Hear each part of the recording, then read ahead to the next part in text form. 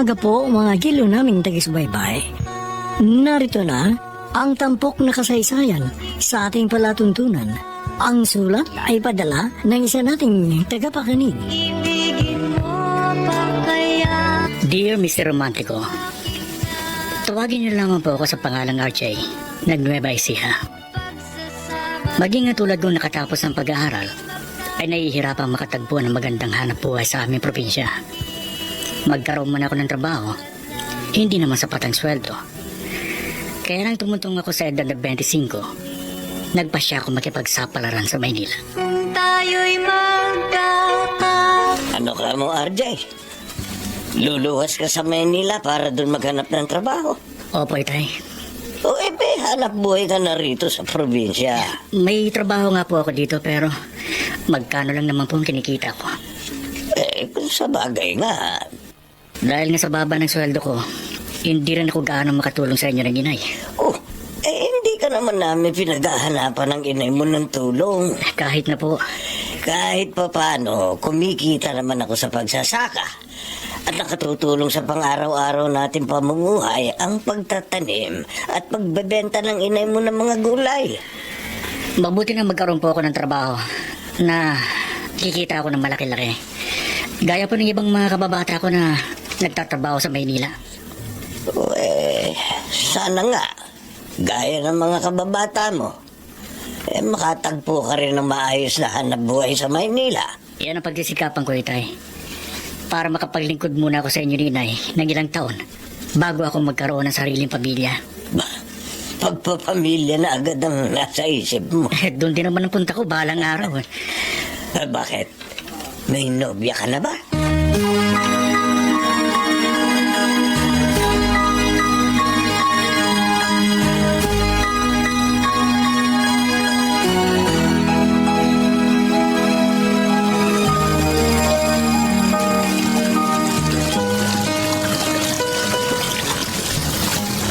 V, matanong nga kita.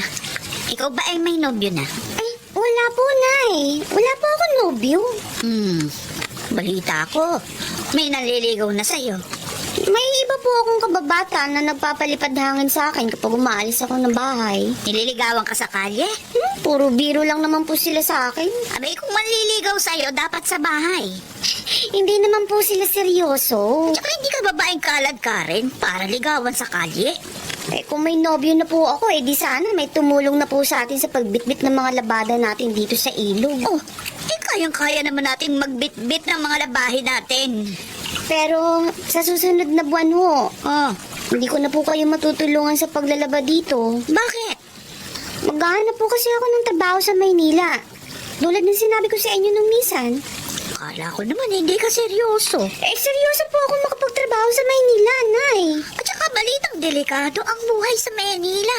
May kaibigan naman po ako makakasama na may kamag-anak sa Maynila na aming matutuluyan habang maghahanap po kami ng trabaho. Naku, V. Hindi yata kita mapapayagang lumayo sa amin ng tatay mo. Nay, payagan niyo na po ako. Gusto ko pong mapag-aral lang sarili ko para matulungan ko mga nakababatang kapatid ko at makabili ng mga gusto ko. Kumpletong mga kasangkapan, mga hayop na aalagaan na mapagkakakitaan.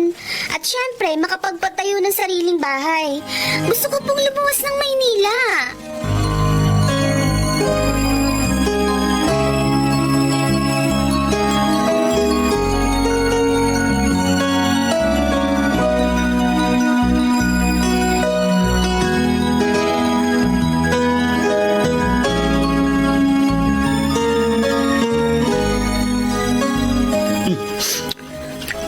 Pareho pala tayong bagong salta dito sa Maynila.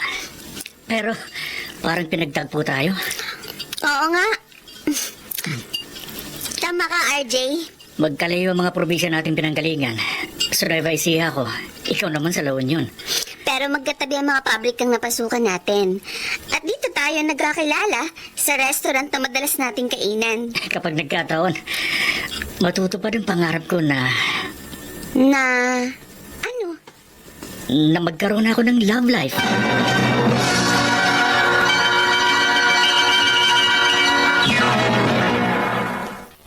Mr. Romantico. Romantiko. Mr. Romantico, nagpahaging na ako kay V na may pagtingin ako sa kanya. Dahil gusto ko nang magkaroon ng nobya. Gaya ng ibang kaedad ko, na gusto na rin magkaroon ng karelasyon.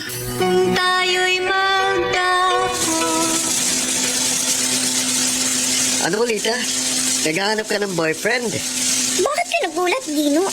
Nagbibiro lang ako nang tanongin kita kung may kadate ka nang parahin mo ang tricycle ko para magpahatid sa plaza. Hindi biro ang sagot ko sa'yo. Oh, paano namang hindi ako magugulat? Sa ganda mong yan, hanggang ngayon ba naman wala pang nagkakamaling manligaw sa'yo? Meron, pero hindi ko type eh. Ano magagawa ko? Sa lahat naman nating magpipinsan na magkababata, ikaw lang ang walang karelasyon. Eh alam nga naman makipagnobyo ako sa hindi ko gusto. Masyado ka naman yatang pihikan eh. Hindi naman.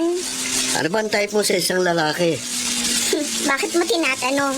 Baka may kaibigan akong mai-recommenda sa'yo. Ay naku, wag na. Bakit naman? Halos lahat ng mga kaibigan mo kilala ko eh. Ni isa ba sa mga yon hindi papasa sa panlasa mo? Hindi eh. Tita, Magkaka-boyfriend din ako, Dino. kailan? Kapag nakita ko na ang lalaking magpapatibok sa puso ko.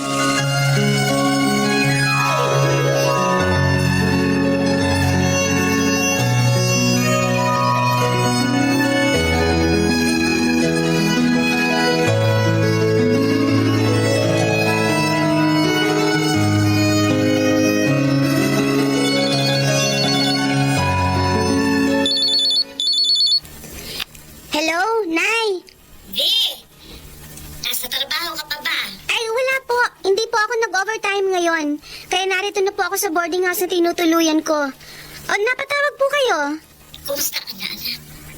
Okay lang ako rito sa Maynila. Nakasabi mo lang yan, ha? Hindi, okay lang po talaga, Nay. Anak ko, nahihirapan ka. Hindi po. Madali lang naman po ang trabaho ko dito sa pabrika. At marami na po ako mga kaibigan doon kahit mahigit isang buwan pa lang po ako nagtatrabaho. Baka naman, meron ka na ring kaibigan doon, ha? Nanay talaga? Ay. Wala ho. Huwag ka maglilihim sa akin. Hindi po. Tsaka promise, kung magkakaroon ako ng boyfriend, kayo ang unang makakaalam.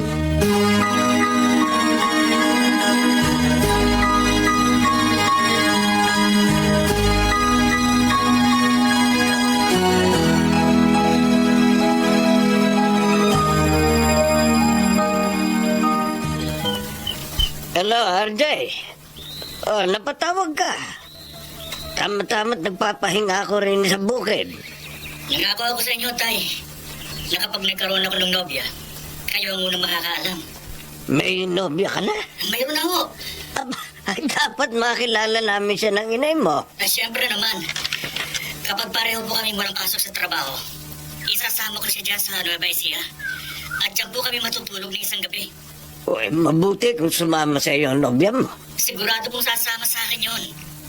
RJ, kapag nagsama ka ng babae at nakasama mo ng magdamag, malamang makapag-asawa ka na nga.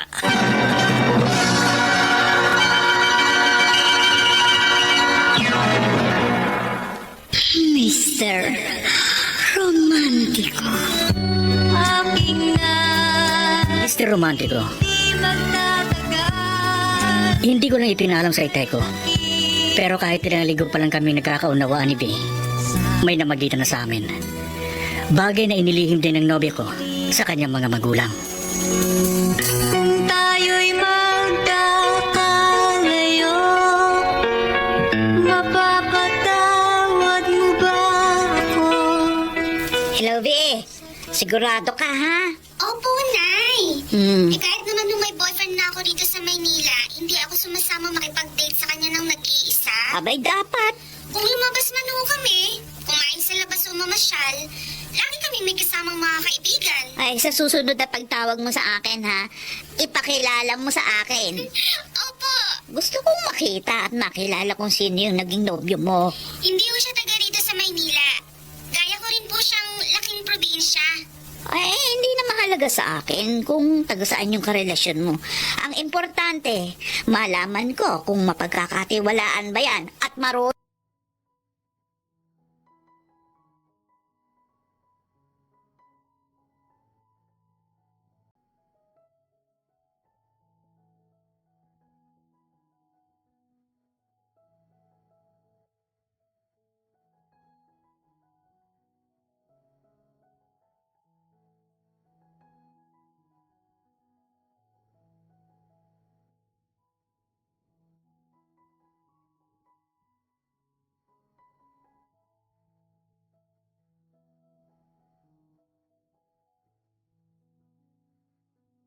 Vi, RJ, ito lang.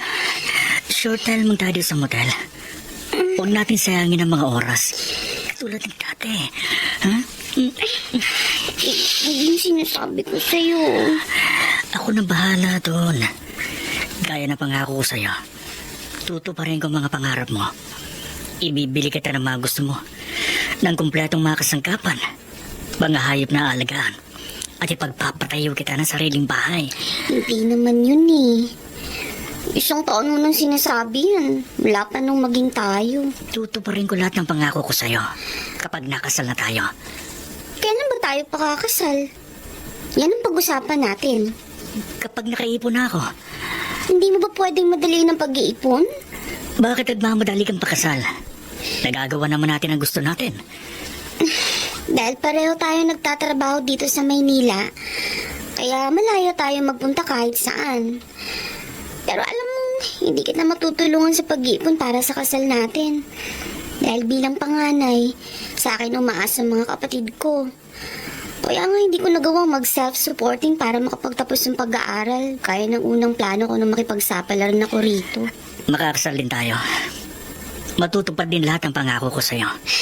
Ang sinasabi ko sa'yo, baka magalit sa akin ng mga magulang ko kapag nalaman nilang boyfriend pa lang kita pero parang mag-asawa na tayo. Hindi lang naman tayo magkarelasyon na gumagawa ng ganito eh. Masama pa namang magalit ang nanay ko. Kung ano na kasing inaalala mo.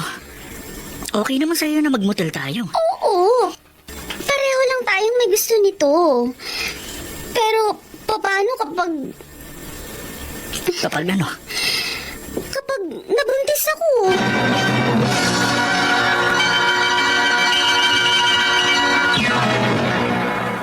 Mr. Romantiko. Kung tayo'y magkakalayo. Dear Mr. Romantico, nang lumuwas ako sa Maynila, nakapagtrabaho ako sa isang pabrika. Sa lungsod ko nakilala at naging nobya si B, na galing din sa probinsya. Ilang linggo pa lang kayong magkarelasyon, may namagitan na sa amin. Kaya nag-alala si B na baka magdalang tao siya. Kung tayo'y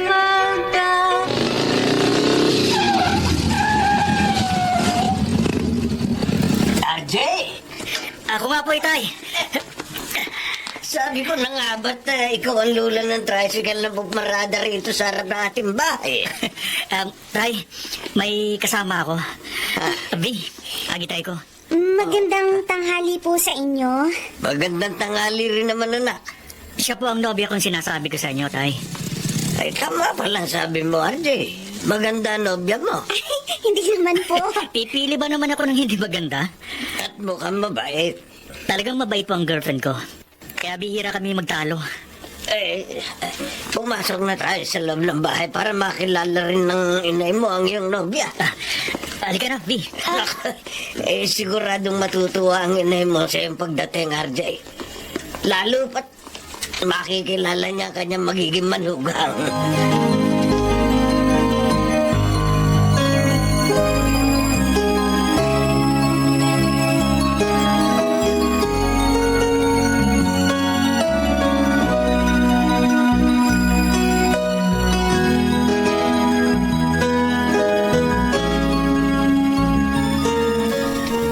RJ, hindi ba nakakahiya sa mga magulang mo?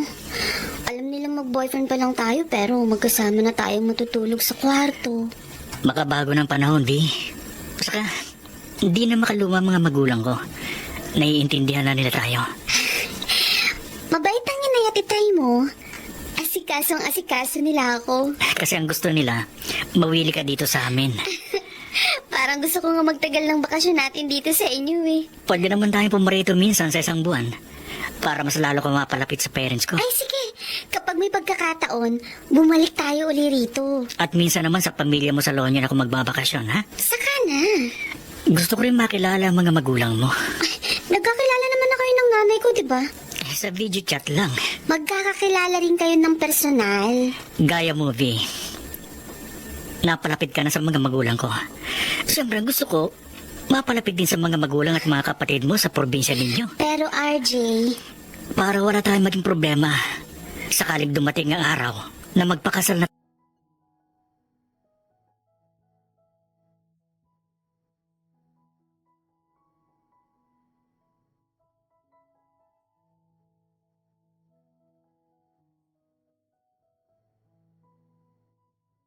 hello, Nay?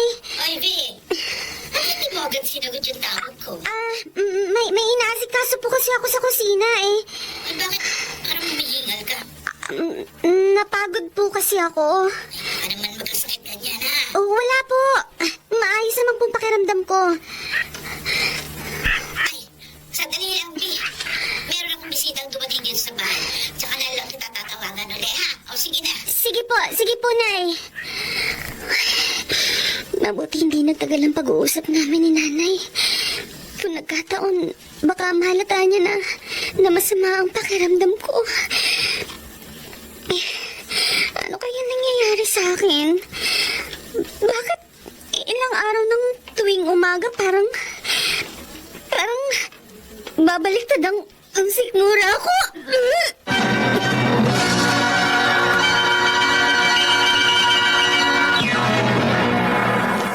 Mr.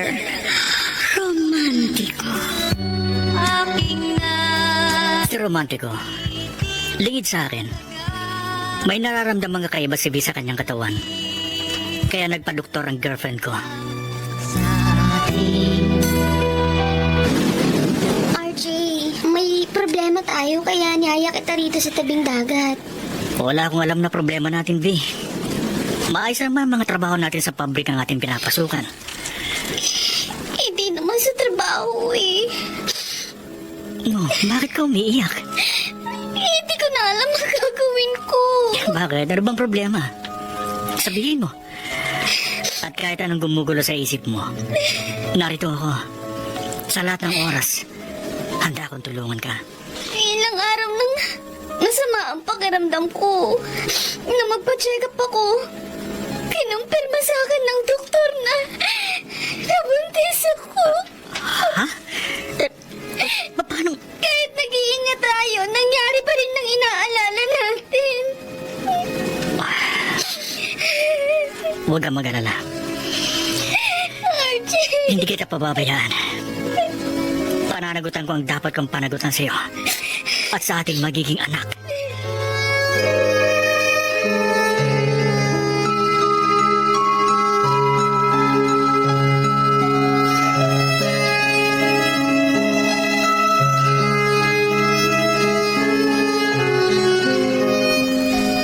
Ano, RJ? Buntis na si V? Opo, Itay. 2 buwan na. Kaya bigla po ako napauwi dito sa Nueva Ecija. At hindi ko na kayo nahintayin na umuwi ng bahay. Pinuntahan ko na kayo dito sa bukid. Huwag ka mag-alala. Itay, pananagutan ko si V. Dapat lang. Alam ko naman pong okay lang sa inyo ni Inay na mag-asawa na ako. Dahil nasa hustong gulang ka na. At boto naman kami ng inay mo sa iyong mapapangasawa. Kaya lang, Tay, Ah, may konting problema. Kakaunti pa lang ang naiipon ko. hindi problema yon. Hindi pa ako handang mag-asawa. May maliit na bahay ka nang naihanda para sa pagkakaroon mo ng sariling pamilya. Naipatayo ko po yun dahil sa tulong ninyo. Pero sa kasal namin ni B, kulang ang ipon ko. Mapagtutulong-tulungan na natin ang lahat para makapag-asawa ka na. Alam ko naman na hindi niyo ako pababayaan. May kaprasong lupa naman tayo na maaari nating maibenta para sa pagpapakasal mo. Paano naman ang panimula namin mag-asawa? Ay, saka mo na intindihin yun. Ang mahalaga, makasal muna kayo ng nobya mo bago lumaki ang tiyan niya. At ang unang-una niyong dapat gawin, puntahan niyo ang magulang ni V sa La Union at magsabi kayo.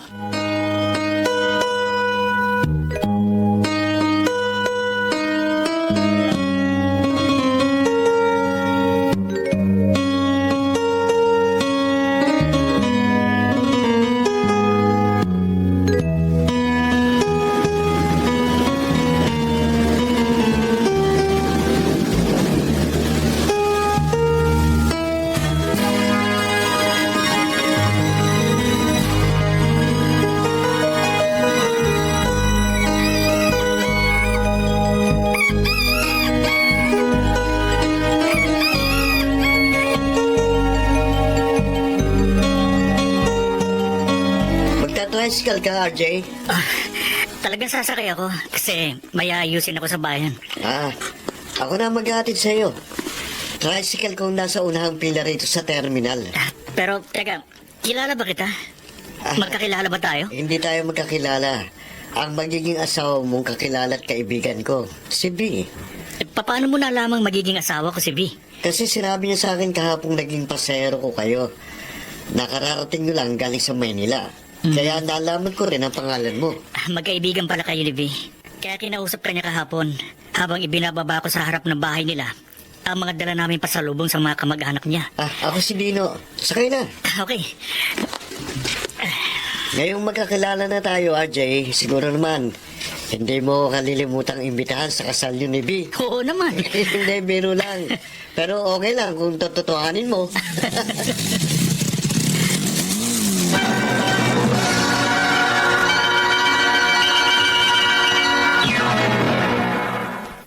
Mr.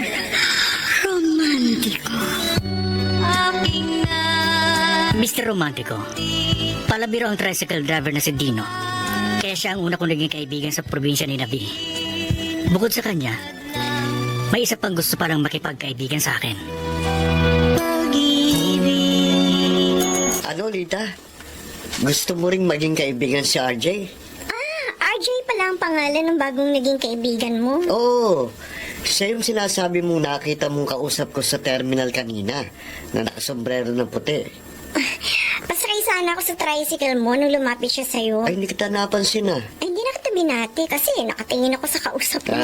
Masayang kausap si RJ. Kaya parang matagal na kami magkakilala. Dapat pala binati na kita para nakilala ko rin siya. Uy, pwede naman kitang pakilala sa kanya kasi malamang magtagal siya rito sa probinsya. Talaga ha? Oo, ikaw pa. Pero teka, bakit parang interesado ko yata kay RJ? Wala lang. Anong wala lang? Pinara mo pa ang tricycle ko para lang malaman mo kung sinong bagong naging kaibigan ko kanina sa terminal. Type mo si RJ, no? Oy, hindi ah. Pinsan, huwag ka na magkaila sa akin. Hindi magiging interesadong isang babae sa isang lalaki nang walang dahilan. Kaya lang, Lana, huli ka na eh. Ha? Ano huli na ako? Mag-aasawa na si RJ. Ha? Oo. Kaya kung kursunada mo si RJ,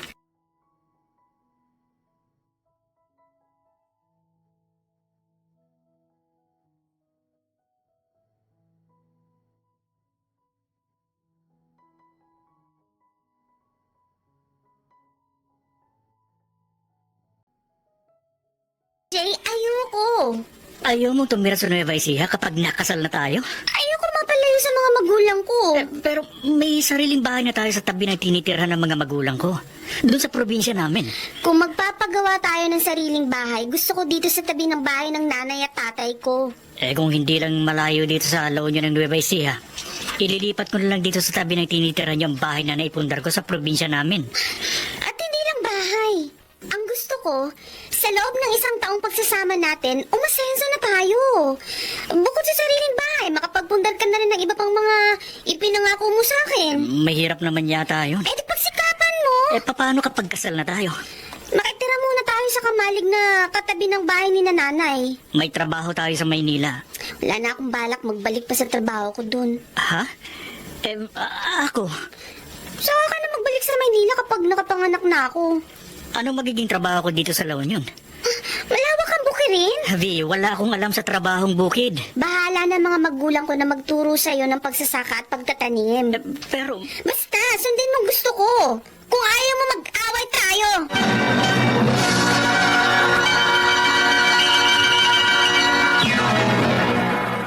Mr. Romantiko. Kung tayo'y magkakalayo. Dear Mr. Romantico, ginawa namin ni Vi ang lahat ng pag-iingat upang hindi magbunga ang madalas namin pagdidate. Subalit nagbuntis din ang nobya ko. Kaya napilitan akong sumama sa kanya sa kanilang probinsya kung saan doon namin napagkasundo ang magpakasal. Ang problema, gusto ni Vi na doon na kami permanente manirahan sa tabi ng bahay ng kanyang mga magulang sa La Union. Kung tayo'y Nay?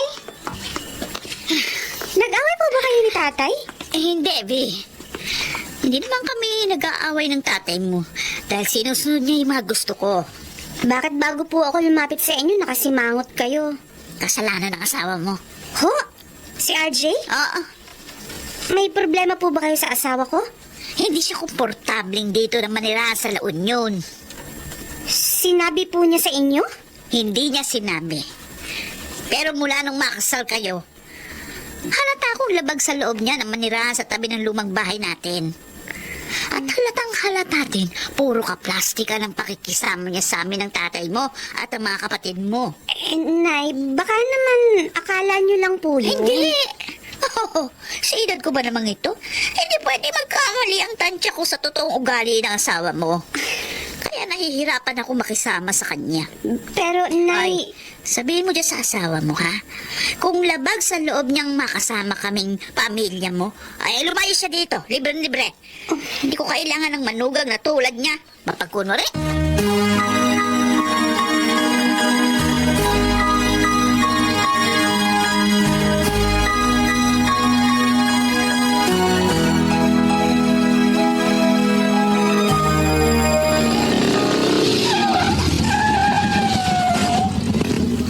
Oh, sakay na, Alita.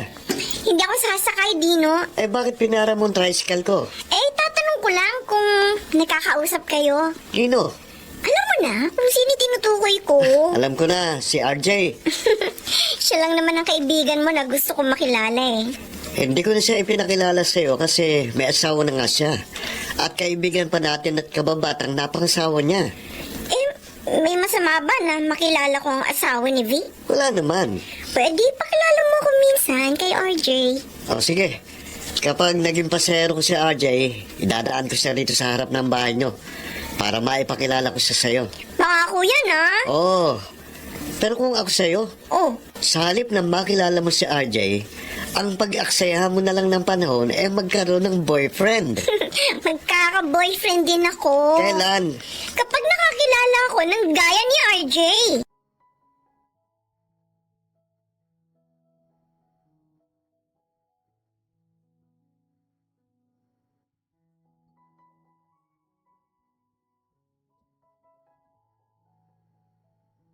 Huwag niyo naman po akong pagsabihan ng ganyan. Eh, kung hindi ka ba naman bobo, RJ, ilang beses ka na naming tinuruan ng mga gawain dito sa bukid.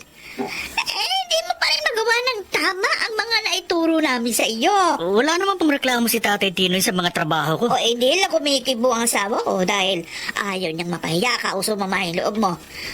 Pero ako, hindi ko pwedeng palampasin yung mga kapalpakan mo. Kung hindi ko man po masunod minsan ang mga itinuturo ninyo, nagkataon lang po na may sarili akong diskarte. Ang sabihin mo talagang may katangahan ka. Hindi lang po ako sanay sa pagsasaka at sa pagtatanim. Siguro talagang sinasadya mo na hindi pagbutihin yung trabaho mo dito sa bukid para mapapayag mo si V na magbalik ka na sa trabaho mo sa Manila. Ang anak yun na naman po ang may gusto na magsaka at tumira kami dito sa tabi ninyo eh. At utang na loob pa pala ng pamilya namin na pinatira ka namin na malapit sa amin, ha? Hindi naman po sa ganun. Ay, huwag kang ngumiti-ngiti dyan. Hindi ako nakikipagbiruan sa'yo. Nay, huwag na po kayong magalit. Ay, nakakakulo ka ng dugo. Patuloy patong-patong na yung makapalpakan mo sa pamilya namin? Hindi naman ho. Hindi!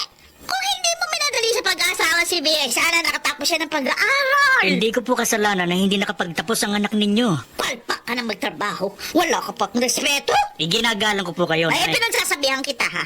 Hindi ka basta makinig at sumunod sa mga sinasabi ko.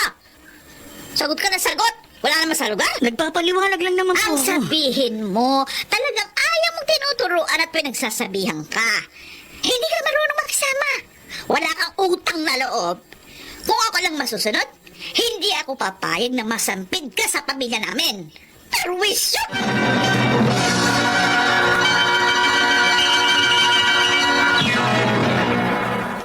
Mr. Romantiko. Aking Si Romantiko, habang nagtatagal, ang pagtira namin ni V sa tabi ng bahay ng kanyang mga magulang ay lalong nagiging mabigat ang loob sa akin ng biyanan kong babae. At naihinga ko ang problema kong yun sa aking ama. tayo'y Huwag kang magproblema, RJ. Kahit po sa maliit na bagay lang, kinagagalitan ako ng nanay ni V. Pinagsasalitan ako ng masasakit. Kaya napatawag ako sa inyo. Ang nanay ng asawa mo, parang magulang mo na rin. Ginagawa ko naman ang lahat para pakisamahan ko ng maayos sa mga biyanan ko at mga anak nila. Pagpasensyahan mo na ang biyanan mong babae. Yan naman ang madalas na gawin ko. Makakasundo mo rin siya. Tay, may araw na parang hindi na ako makatagal sa masamang ugali ng nanay ni B. Parang hindi na ako makapagtimpi. RJ, huwag mong papatulan ng hindi magandang trato sa iyo ng biyanan mo. Tay, At sisikapin kong matulungan ka para malutas ang problema mo sa maayos na paraan.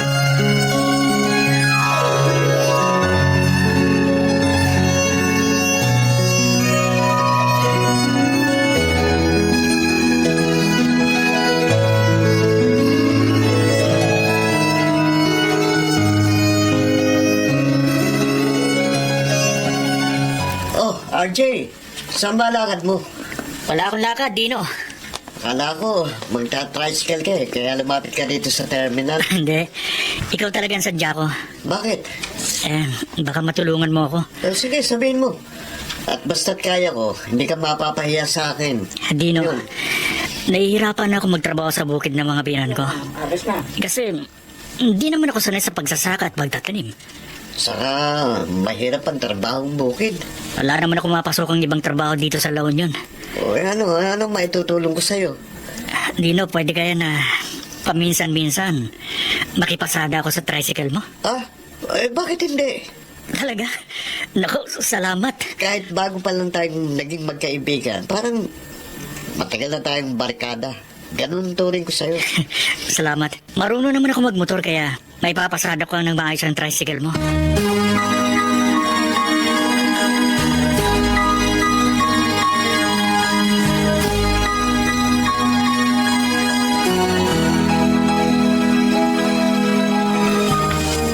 Balae, ako nang humihingi ng paumanhin para kay RJ. Ay, hindi kita pinapunta dito sa amin, Balae, para pag-ayusin kami ng anak mo. Mabait naman ho siya. Natural. Kakampihan mo yung anak mo. At konsentihin mo yung katangahan at katigasan ng kanyang ulo. Hindi naman po matigas ang ulo ko, Nanay Gina. Ay, pabayaan mo kami ng ama mong mag-usap. Opo. Balae, hindi ako konsentidor. Sabihin mo mga pagkakamali ng anak ko at ako mismo ang magtuturo sa kanyang itama ang mga mali. Hindi na, Balae. Kumukulo ang dugo ko kapag nakikita ko yung anak mo. Kaya sinusoli ko na siya sa inyo.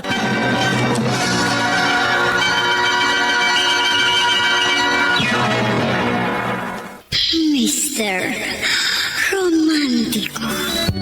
aking Mr. Romantico, sa kabila na maanghang na mga pananalita ng biyanan kong babae, sinikap ng itay ko na maging maayos ang pag-uusap nila. At pinayuhan ako ng itay na magpasensya at makisama ng maganda sa aking mga biyanan. tayo'y Mabuti pala, nadaanan kita rito sa kalye, RJ. Dino, naglalakad-lakad ako na hindi ko alam kung saan ako pupunta. Parang sasabog ang dibdib ko sa sama ng loob sa biyanan kong babae. Oh, huwag mo masyadong intindihin ang mama ni V. Sa harap ng itay ko, kulang na lang ipagtabuyan niya ako. Ganito, para makalimutan mong problema mo, sumama ka sa akin. Wala ako sa kondisyong bumiyahe ngayon. Hindi naman ako mamamasada eh. May pupuntahan akong sayawan at may inuman pa doon. Sayawan? Oh, ano, okay ba sa'yo?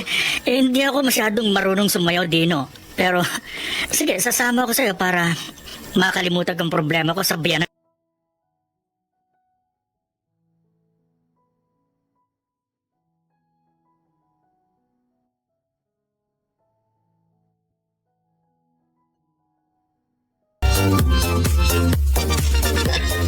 Muntik na pala kayong nagkahiwalay ng asawa mo dahil sa binan mong babae, RJ. Oo, Dino. Halos ipagtabuyan ako ng nanay ni B. Napakiusapan lang ng asawa kong nanay niya na pagpasensyahan ako. At bigyan ng pagkakataong tuparin ang mga pangako ko sa kanya. May katarayan talaga ang binan mong babae. Kaya marami sa mga kabarangay namin ang ilag sa kanya. Mabuti na lang naging kaibigan kita. May napaghihingahan ako ng sama ng loob. RJ, may ibang mas makatutulong para mawalang sama ng loob mo. Kaya isinama kita rito sa sayawan. Sino? Ano? Yan katabi mo sa kabilang mesa. Ha? Na kanina pa naghihintay na ipakilala kita sa kanya. Oh, Si Lita yan, napinsan ko. Psst, Lita. Si RJ, barkada ko. Hi! Kumusta ka, RJ? okay lang. Bago pa kita ipakilala sa kanya, naikwento ko na kay Lita na may asawa ka na. At kapapanganak pa lang ng misis mo. Pero game pa rin siya na makasayo ka. Ano? Okay lang ba sa'yo na magsayaw tayo, RJ? Okay lang, Lita. Okay na, okay. Kahit ilang sayaw pa ang gusto mo.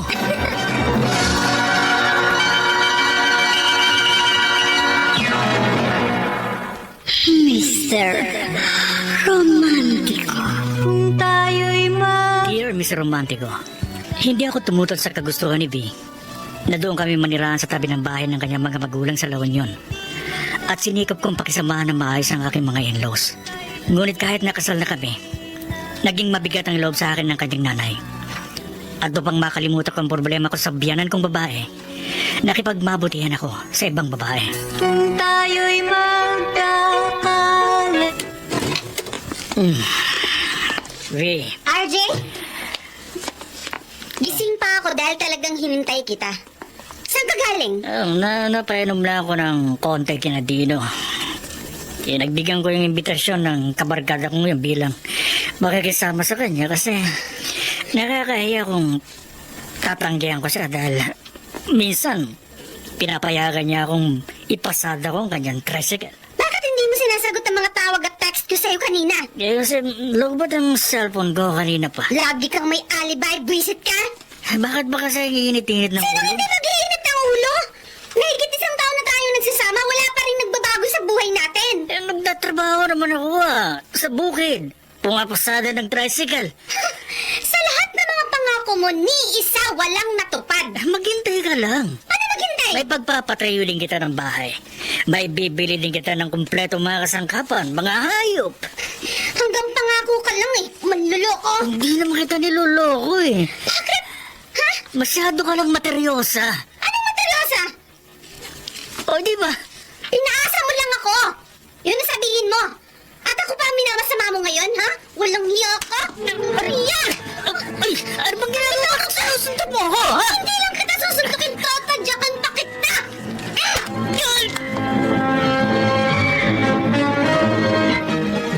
Ayaw mong kinagagalitan ka, RJ. Pero puro kapalpakan naman yung ginagawa mo. Nay, sinusunod ko naman pa ang mga utos niyo ni Tatay Tinoy. Oo, sumusunod ka nga. Pero halata namang napipilitan ka lang magtrabaho dito sa bukid. Naku, hindi po. Kaya nga hindi tamang trabaho mo eh. Nay, Ah, kung hindi ako magtitimpi sa'yo, naku, baka kung ano pang masabi ko at magawa ko sa'yo, visit ka. taga, saka ako tayo mag-usap.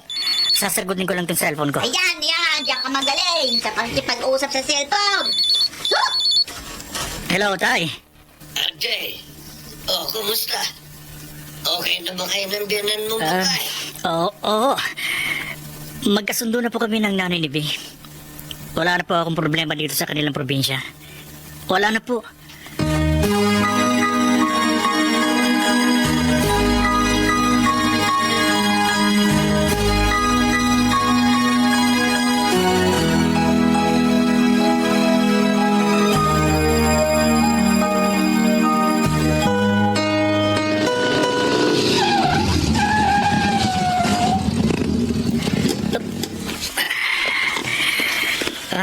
Dino, eto ng boundary ko.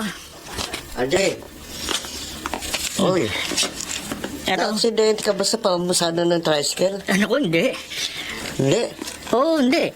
Eh, bakit may pasang isang mata mo? Ano ba, black eye? Ah, kasi sinuntok ako ni Bika hapon. Siguro hindi mo lang napuna kanina. Dahil madaling araw nang nilabas ko yung tricycle.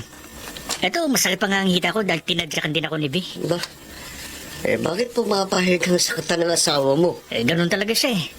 Nananakit kapag nag-aaway kami. Pinagpapasensya ako na lang para walang gulo. Eh, bakit magpapasensya ka lang? Patulan mo asawa mo. Para hindi ko kaya eh. Patunayan mo ikaw ang nakapantalon sa inyong mag-asawa. RJ, kapag hindi, mamimiyasa ang asawa mo na andya rin ka.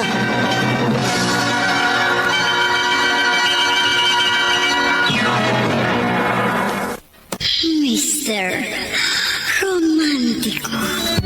Aking nadasal Mr. Romantico, habang tumatagal, lalong nagiging violent si B. May mga araw tuloy na parang gusto kong pagsisihan na siya ang napangasawa ko.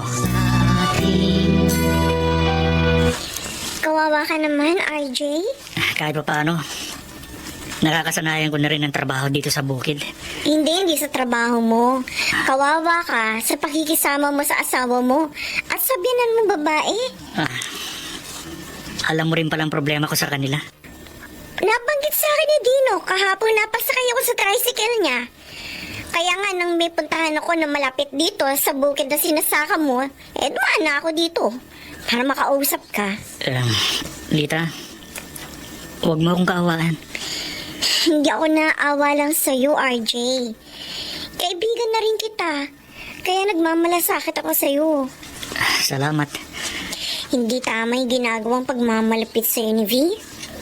Kahit pa paano, nababawasan ang bigat ng loob ko kapag nakakausap ko kayo mga kaibigan ko. Nagkamali ka kasi ng pinakasalan. Lita, Kung hindi lang huli, nung magkakilala tayo, baka hindi naging miserable ang buhay mo. Baka tamang babae ang napangasawa mo at magiging maligaya sana ang buhay mo.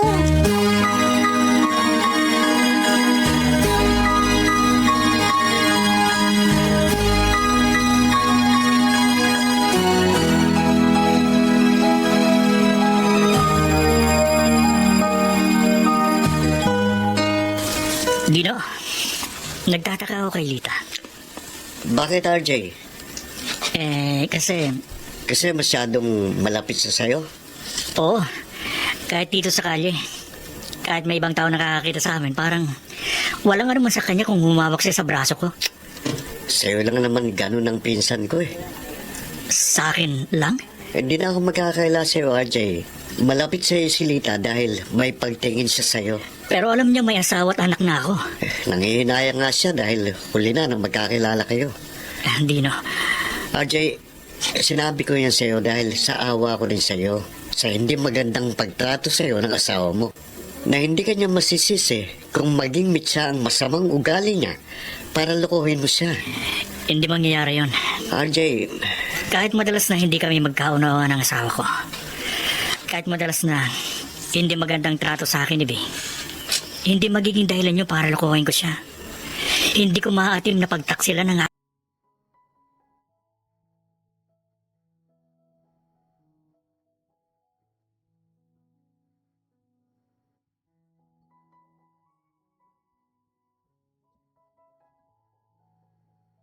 Bakit ngayon ka lang?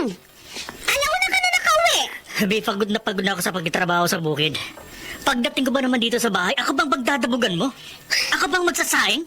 Kanina pa ako nagugutom. Bakit hindi ka nagluto? Ikaw ang tagasaing, hindi ako. Sobra ka na. Oy, Huwag mo akong pandilatan, ha? Ikaw ang babae na dapat mag-asikaso sa mga gawaing bahay. Hindi ako! Huwag mo akong sisigawan! Huwag mo niyang basakin ang gunting na yan! Nangyayang ka! Itadara ko to sa katawan mo! Wag! Ay! Saan ka pupunta? Huwag kang papakabot sa akin! Walang hiya ka, ha? Pag ginabutan kita, sasaksakin talaga kita!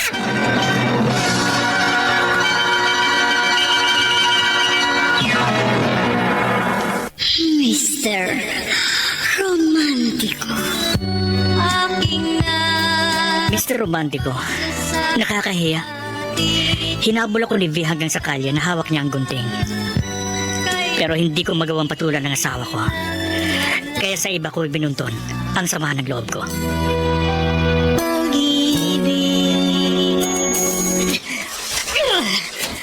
Sige, Jay, sige.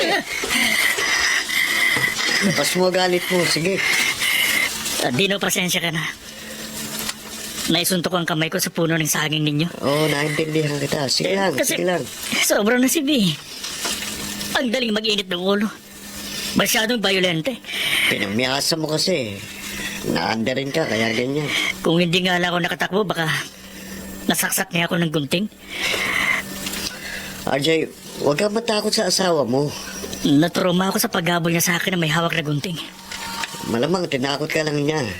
Para maging sunod-sunuran ka sa kanya. Alam mo, hindi ko natuloy alam kung uuwi pa ako sa kanya o hindi na. RJ, kung hindi mo kayang hiwalayin si B, Hindi nga dahil ayoko mawalay sa akin ng pamilya ko.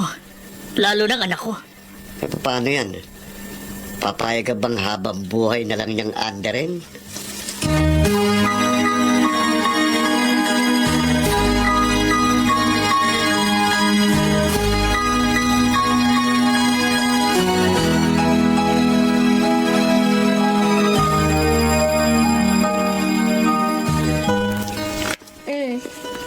Magmerienda ka muna, RJ. Hindi ka na sana nag-abala, Lita. Para sandwich at juice lang. Busog naman ako. Tsaka alam mo, hindi ka abalahan, kundi kasiyahan para sa akin. Na mapagsilbihan ka kahit papano. RJ, hayaan mo ipadama ko sa'yo ang pagmamahal na hindi ipinadarama sa'yo ng asawa ko. Lita, ang kamay ko. Pilit kitang niyaya dito sa loob ng bahay namin nang mapadaan ka. Dahil gusto kong, Baka may ibang makakita sa atin. alam mo, awang-awa ako sa'yo nang malaman ko kay Dino na hinabol ka ng saksak ng gunting ng asawa mo. Kasi, mahal kita eh. Lita, Mahalin mo rin lang ako. Handa ako makisama sa'yo. Sa piling ko, hindi ka mamumroblema. Hindi magiging miserable ang buhay mo. Liligaya tayo, RJ. Paliligaya kita.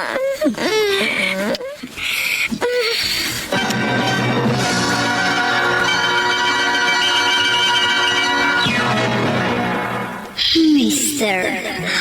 Romantico. tayo'y magkakalat.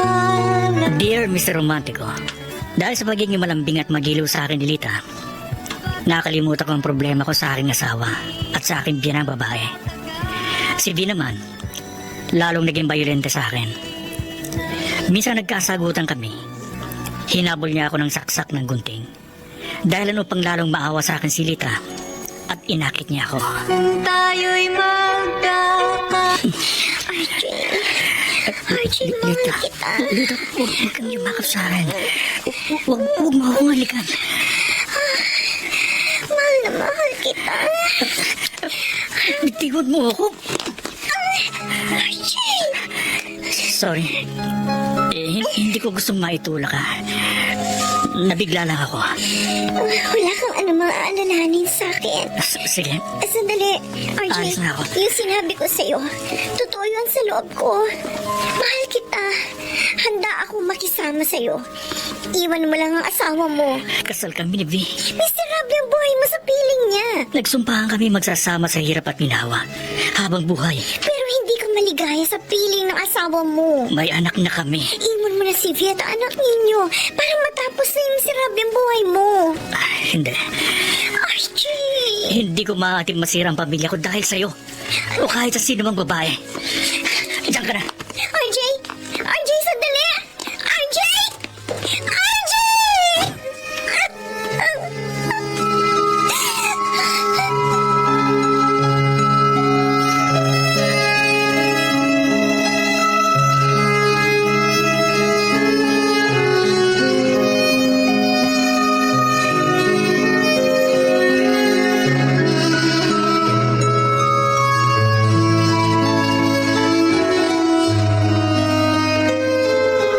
Oh, RJ, bakit ka napapatango? Dino, tama ka. Dapat kong pangatawanan ang pagiging lalaki ko sa pagsasama namin ni B. Dapat lang. Ay iraling ang pagiging padre di pamilya. Mangyari na, mangyayari.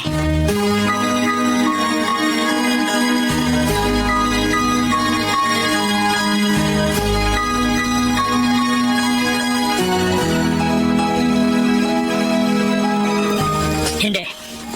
Hindi, V. Hindi ako susunod na lang lagi sa mga gusto mo.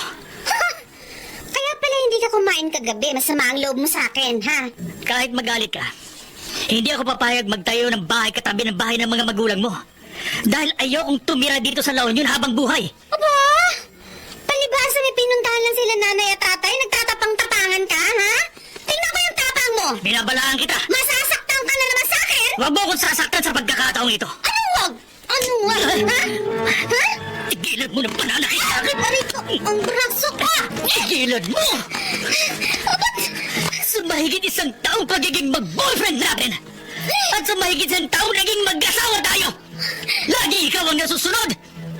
Kahit sa malilit na dahilan, lagi mo akong inaaway! Sinasaktan! Kahit sa harap ng ibang tao, hindi mo ako binibigyan ng kahihiyan! Hindi mo na ako nirerespeto! RJ! Nagtitimpi ako! Nagpapasensya! Hindi dahil takot ako sa'yo! Nagtitiis ako ng pakikisama sa masamang ugali mo dahil mahal kita! Ayoko masira ang ating pagsasama. Pero hindi ko mapapayagang lumaki ang ating anak na hindi niya ako iginagalang dahil lang sa pang-aangkin mo sa akin! Kaya iiwalay na kita. Ano? At isasama kong anak ko! Hindi! Hindi ako papayag na ilayo mo sa akin ang anak ko! Ilalayo ko sa iyo ang anak natin sa ayaw at sa gusto mo! Huwag mo akong pipigilan! Dahil magkakamatayan tayo!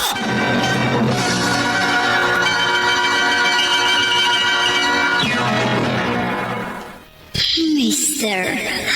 Romantiko. Aking Sa romantiko, sa kabila ng pagtutol ng aking asawa, umalis ako sa La Union kasama ang aking anak. Nagtuloy ako sa aking mga magulang sa Nueva Ecija. pag-ibig, kung tayo'y RJ, mali na inilayo mo ang anak mo sa iyong asawa at dinala mo rito sa Nueva Ecija. Gusto ko nga po sanang isama ang anak ko sa Maynila, Itay. Pero alam ko, magiging mahirap para sa akin na magtrabaho na kasama ang bata na mag-iisang taong pa lang. Ayoko rin pong mahirapan ang apo ninyo. Kaya, ipagkakatiwala ko po muna siya sa inyo. Kapag nagkatrabaho na ulit ko sa Maynila, yun ay kung papayag po kayo ng inay. Hindi namin matatanggihan ng inay mo ang aming apo. Salamat po, Itay. At hindi rin kita pipigilan muling makipagsapalaran sa Maynila, anak. Tungkulin mo magsikap para sa pamilya mo. Pero, Pero ano po, Itay? kailangan pa rin nating ayusin ang lahat.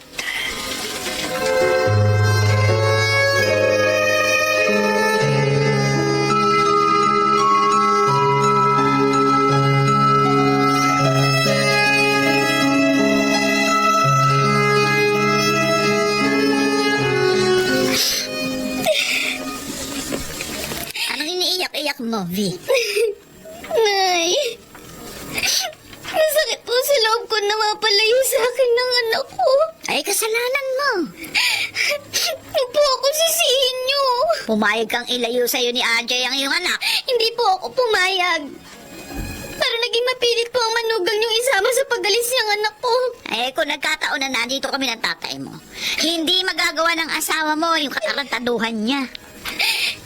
Nagrebelde na po si RJ dahil sa pagmamalabis natin sa kanya. Ang sabihin mo, talagang masama ang ugali ng asawa mo. Kung pinakisamahan po natin siya ng mabuti, hindi siya makakaisip na iwan ako. Ay, mabuti nga, nawala na rito si RJ. Nawala na ako ng konsumisyon. Nay, hindi ko po matatagal mawala sa akin ng anak ko. Mababawi mo naman ang apo namin kung gustuhin mo. Paano po? Ay, di gumawa ka ng paraan. Magreklamo ka sa kinauukulan. Dahil ang alam ko, dapat nasa ina ang kustodiya sa anak na wala pang 7 taong gulang. Gagawin ko po ang lahat para mapabalik sa akin ng anak ko. Eh, dapat. Nasanay na rin kami ng tatay mo na kasama namin ang aming apo. At para magkaayos din po kami ni RJ. Nako, wag mo nang hangaring magkaayos pa kayo ng asawa mo. Nay! Basta, mapawi mo lang yung anak mo. Hayaan mo na magkahiwalay kayo ni RJ na tuluyan.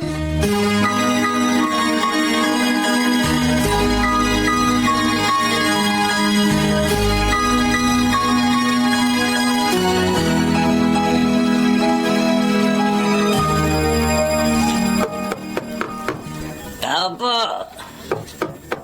Sandali lang. Sinong sanggulang umiiyak? Ang anak mo, Vic. Ako nga. Kasama ko ang anak mo. Ang anak ko! O, eto. Kunin mo itong anak mo. Anak ko! Anak! Tumahan agad ang anak mo nang kargahin mo siya. Parang naramdaman niya ang yakap ng kanyang ina. Tay, maraming salamat po. Ibinalik niyo sa akin ng anak ko. Maraming salamat. Hindi maaaring hindi ko ibalik sa iyong anak mo, Vi. Hinintay ko lang munang lumuwas sa Manila si RJ bago ko dalhin sa iyo ang bata. Sa ilang araw na pagkakalayo po sa akin ng anak ko, hirap na hirap po ang loob ko. Alalang-alala po ako sa kanya. Ikamamatay ko kapag habang buhay na palayo sa akin ng anak ko. Naiintindihan kita. Alam kong labis kang mag-aalala sa anak niyo ni RJ na inilayo niya sa iyo. Naiintindihan ko rin po ang asawa ko kung bakit niya nagawa yun. Naihinga sa akin ni RJ ang lahat ng sama ng loob niya sa iyo. Pero sa kabila nun, hindi ako sang-ayon na masira ang pamilya ninyo. Salamat ho, Tay. Karapatan mo bilang ina na makasama ang anak mo. Kahit maghinanakit pa sa akin si RJ. Pero sana naman, mapatawad mo ang anak ko. Wala po akong sama ng loob kay RJ. Ang ginawa po niyang pagre-rebelde sa akin at pagtangay sa aming anak, yun na nagmulat sa akin sa mga pagkakamali at pagkukulang ko sa kanya. Nagsisisi ako sa lahat na naging kasalanan ko sa asawa ko. At sa kabila po ng lahat, mahal ko pa rin siya. At ayokong tuluyan kaming magkahiwalay.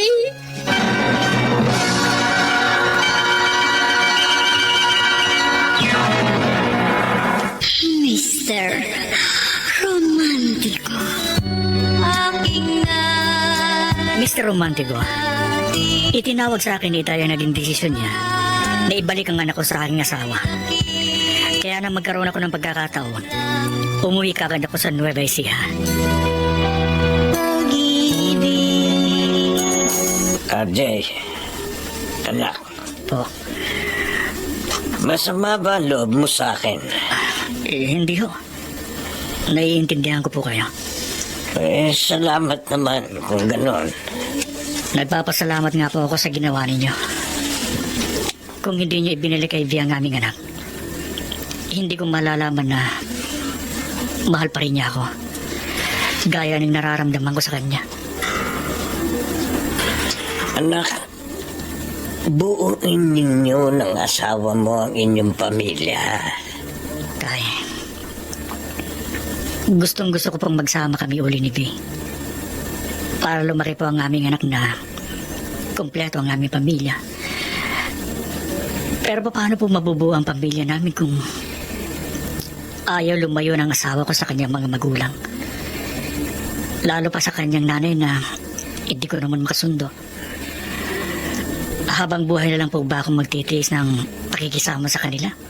Pakikipagplastikan sa mataray kong biyanan? Mag-usap kayong mabuti ng asawa mo. Itay, Kayo, RJ, kayo lamang mag-asawa ang dapat magpasya sa inaakala ninyong makabubuti sa buhay at kinabukasan ng sarili ninyong pamilya.